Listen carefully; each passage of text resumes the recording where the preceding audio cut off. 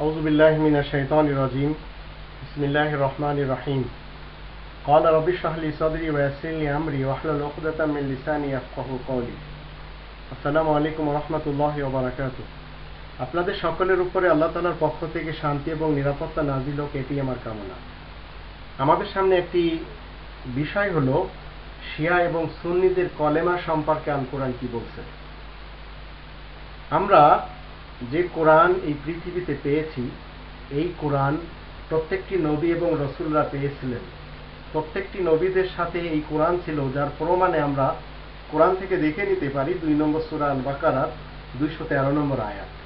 আর এই কোরআন একটি গ্রন্থ, আল্লাহ তাআলা বলছেন যে এই গ্রন্থটির মধ্যে কোনো সন্দেহ নেই এবং বক্রতাও নেই, যার জন্য আল্লাহ তাআলা 2 নম্বর সূরা আল বাকারার 2 নম্বর আয়াত এবং 18 নম্বর সূরা আল কাহফের 1 নম্বর আয়াতে আমরা দেখতে পাই এই কোরআনের ভিতরে কোথাও শিয়াদের কলেমা এবং সুন্নিদের কলেমা অথবা কাদিয়ানীদের কলেমা লেখা নেই। কোরআনের ভিতরে 114টি সূরা রয়েছে, 6348টি আয়াত রয়েছে। কোথাও একটি আয়াতে কমপ্লিট শিয়াদের যে কলেমা লা ইলাহা ইল্লাল্লাহ মুহাম্মাদুর রাসূলুল্লাহ আলিয়্যুন ওয়ালিয়ুল্লাহ ওয়াসিয়্যুর রাসূলিল্লাহ ওয়া খলিফাতুন বিলা ফাসল লেখা নেই।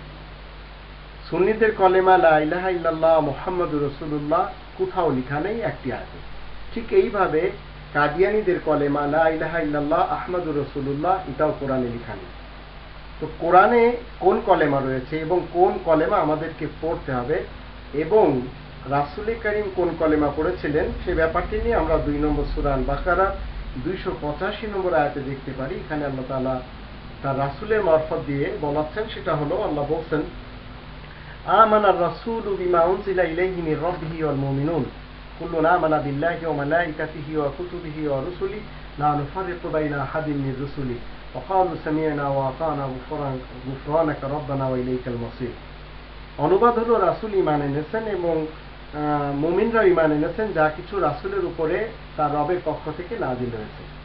মুমিন এবং রাসূলের ঈমান আনার মধ্যে কোনো পার্থক্য নেই। সবাই ঈমান এনেছে আল্লাহ তাআলার উপরে, তার ফেরেশতার উপরে এবং তার লিখিত কিতাবের সমূহের উপরে এবং তার রাসূলদের উপরে। এবং তারা সবাই কথা বলেছে লা নুফাররিকু বাইনা আহাদিন মির রুসুলি, তারা বলেছে আমরা কোনো রাসূলদের মাঝে পার্থক্য করতে পারি না। ওয়াকালু সামি'না ওয়া আতা'না গুফরানাকা রাব্বানা ওয়া ইলাইকাল মাসির। এবং তারা এই কথাও বলেছে যে আমরা শুনে নিয়েছি এবং মেনেও যাচ্ছি, আল্লাহ তাআলা তুমি আমাদেরকে মাগফিরাত করিও, আমরা সবাই তোমার দিকে প্রত্যাবর্তন করব।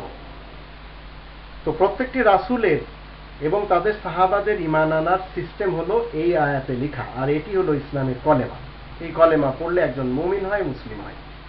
তারপরে রাসূলকে আল্লাহ তাআলা বিশেষভাবে বলছেন 3 নম্বর সূরা আল ইমরানের 84 এবং 85 আয়াতে আমরা দেখতে পাই, সেখানে বলা হচ্ছে রাসূলকে আল্লাহ তাআলা বলতে বলেছেন যে তুমি বলো কুল আমান্না বিল্লাহ, আমি ঈমান এনেছি আল্লাহ তাআলার উপরে, ওয়া মা উনজিলা আলাইনা, যা কিছু আমাদের দিকে নাযিল করা হয়েছে, ওয়া মা উনজিলা আলা ইব্রাহিম ওয়া ইসমাঈল ওয়া ইসহাক ওয়া ইয়াকুব ওয়া আসবাত, আর যা কিছু নাযিল করা হয়েছে ইব্রাহিমের উপরে, ইসমাঈল, ইসহাক এবং ইয়াকুব আর তার বংশধরের উপরে, ওয়া মা উতিয়া মূসা ওয়া ঈসা ওয়ান নাবিয়্যুনা মির রাব্বিহিম, আর যা কিছু মূসা এবং ঈসাকে দেওয়া হয়েছে আর সমস্ত নবী বিভাগকে দেওয়া হয়েছে তাদের রবের পক্ষ থেকে, লা নুফাররিকু বাইনা আহাদিন মিনহুম ওয়া নাহনু লাহু মুসলিমুন, আমরা তাদের কারোর মধ্যে কোনো ধরনের পার্থক্য করতে পারি না এবং আমরা সবাই সেই একত্রের মুসলিম।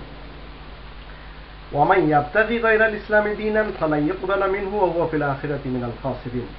এখানে যে বিশেষ করে আল্লাহ তাআলা বলছেন যে কেউ ইসলাম হিসেবে এই কোরআনের ইসলাম ব্যতীত অন্য কোনো দিনকে, সিস্টেমকে, নিয়ম নীতিকে খুঁজবে, তার কোনো কিছু কবুল করা হবে না এবং সে পরকালে সে লুজারদের মধ্য থেকে, সে খাসারা যারা উঠাবে তাদের মধ্য থেকে এবং ক্ষতিগ্রস্তদের মধ্য থেকে সে শামিল হবে। তারপর আল্লাহ তাআলা বলছেন 2 নম্বর সূরা আল বাকারার 137 নম্বর আয়াতে গোটা মানব সমাজকে বলছেন ফাইন আমানু বিমিসলি মা আমানতুম বিহি, তাহলে তোমাদের জেনে রাখতে হবে, শুনে রাখতে হবে, যদি ফাইন আমানু, যদি মানুষেরা ঈমান আনে বিমিসলি মা আমানতুম বিহি, যেভাবে তোমরা ঈমান এনেছো এই কোরআনের মাধ্যম দিয়ে, এই কোরআনের সাথে তোমরা যেভাবে ঈমান এনেছো এইভাবে যদি সবাই ঈমান আনে ফাকাদ ইহতাদাও, তাহলে তারা হিদায়াত পেয়ে যাবে। ওয়া ইন তাওয়াল্লাউ ফাইন্নামা হুম ফি শিকাক, আর যদি কেউ মুখ ফিরিয়ে নেয় তাহলে সে জেদের উপরে রয়েছে। ফাসায়াকফিকুহুমুল্লাহু ওয়াস-সামিউল আলিম, তাহলে আল্লাহ তোমাদের জন্য তাদের মোকাবেলায় যথেষ্ট হবেন এবং আল্লাহ তাআলা শোনেন এবং জানেন ভালো করে। এখানে এই আয়াতগুলি থেকে আমরা জানতে পারলাম, এখানে বলা হচ্ছে রাসূল কারীমের কলেমা হলো 2 নম্বর সূরা আল বাকারার 285 নম্বর আয়াতে লেখা। আবার রাসূল কারীম এই কলেমাই পাঠ করেছেন। এই কলেমা ঠিক ইব্রাহিম রাসূল থেকে মুহাম্মদুর রাসূলুল্লাহ পর্যন্ত সবাই পাঠ করেছেন এবং তাদের সাহাবীরা পাঠ করেছেন, কারণ প্রত্যেকটি নবীদের সাহাবীরা ছিলেন মুমিন মুসলিম। আজ আপনি এবং আমি যদি হিদায়াতের দাবি করি, হিদায়াতের যদি আমরা আল্লাহ তাআলার দিকে হিদায়াত নিয়ে যেতে চাই, তাহলে আমাদের এই কলেমা পাঠ করতে হবে। মন গড়া কোনো কলেমা পাঠ করে বা মানুষের মানবরচিত কোনো কলেমা পাঠ করে কাদিয়ানি তো হওয়া যাবে, সুন্নি এবং শিয়া থাকা যাবে, কিন্তু হিদায়াত পাওয়া যাবে না, মুসলিম হওয়া যাবে না। তাই আল্লাহ তাআলা 2 নম্বর সূরা আল বাকারার 127 নম্বর আয়াতে বলছেন যে ফাইন আমানু বিমিসলি মা আমানতু বিহি।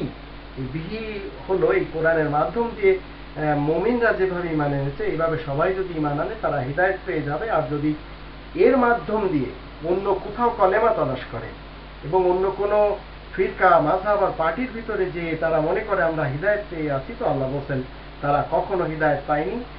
তাই তোমাদের জন্য তাদের পক্ষ থেকে যদি কোনো ধরনের ক্লেশ দেওয়া হয়, কষ্ট দেওয়া হয়, তাহলে তোমরা মনে করবে তোমাদের জন্য আল্লাহ তাআলাই যথেষ্ট। আল্লাহ তোমাদের সহযোগিতা করবেন আর তিনি জানেন এবং শোনেন সবকিছু।